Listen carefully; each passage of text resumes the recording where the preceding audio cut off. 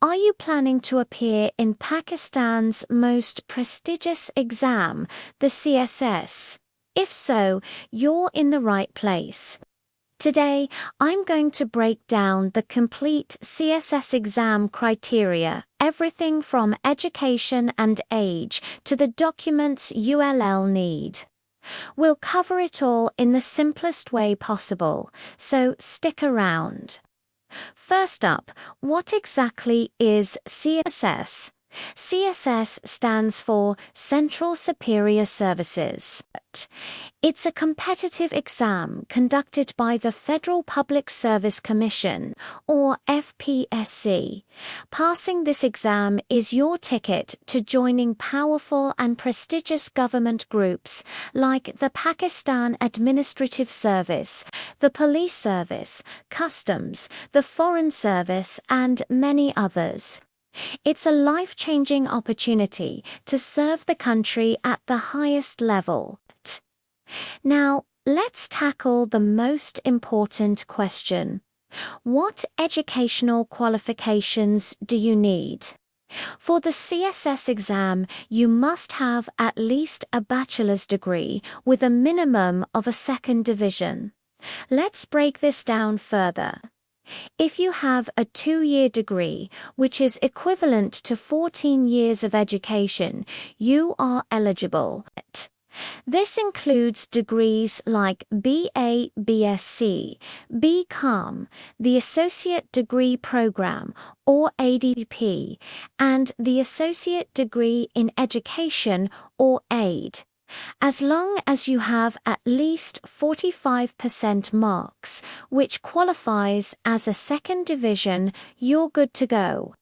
What if you have a 4-year degree, which is 16 years of education? Degrees, like a BS in any field, BBA, BSCS, AB or BSc in engineering.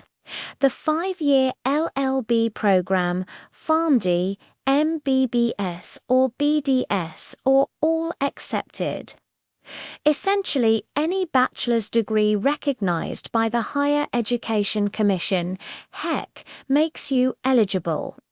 But here's a crucial point. What if you have a third division in your 2-year bachelor's degree, like a BA or BSc? Don't worry, you still have a path.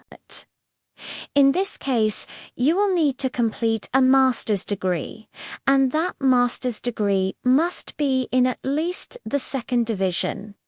Once you have that, you become eligible for the CSS exam. So, a third division in your bachelor's isn't a dead end, but you'll need that higher qualification to meet the criteria. Next, let's talk about the age limit. For the CSS exam, you need to be between 21 and 30 years old.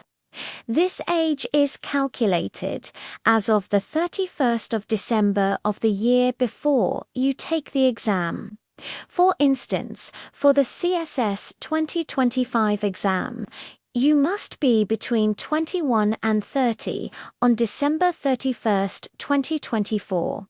However, there is an age relaxation of 2 years available for certain candidates. This means the upper age limit can be extended to 32 years. This relaxation applies to government employees who have at least 2 years of continuous service. It's also available for candidates from specific regions, including the former tribal areas Azad Jammu and Kashmir and Gilgit-Baltistan. Additionally, candidates with recognized disabilities can also avail this 2-year age relaxation. Moving on to nationality and domicile. To be eligible for the CSS exam, you must be a citizen of Pakistan or a permanent resident of Azad Jammu and Kashmir. You will also need to have a valid domicile certificate from any province or region of Pakistan. This document is essential as it determines your provincial quota during the allocation process. Now, let's discuss the number of attempts you get. This is incredibly important to remember. You are only allowed 3 attempts for the CSS exam. Each time you appear in the written examination, it counts as 1 attempt. So, it's crucial to prepare wisely and make each attempt count. Don't rush into it without proper preparation. What about the documents required to apply? When you're filling out your application form, you'll need a few key documents. Make sure you have your computerized National Identity Card or CNIC. You'll also need your domicile certificate, recent passport-sized photographs, and, of course, your bachelor's degree or the final transcript. Sometimes, a character certificate from your last attended educational institution is also required. If you're applying for an age relaxation or a specific quota, you'll need supporting documents. For instance, disabled candidates need a disability certificate, and government employees will need a service letter confirming their 2 years of continuous employment. Let's briefly touch upon the structure of the exam itself. The CSS written exam is worth a total of 1,200 marks. This is divided into 2 parts, 600 marks for compulsory subjects and another 600 marks for optional subjects.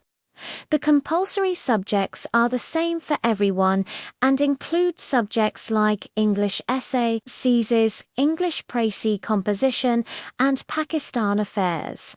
For the optional subjects, you get to choose from a wide range of subjects divided into 7 groups. Your choice of optional subjects is a critical part of your strategy, as it can significantly impact your final score. After you successfully pass the written exam, you're not done yet. The journey continues with a few more stages.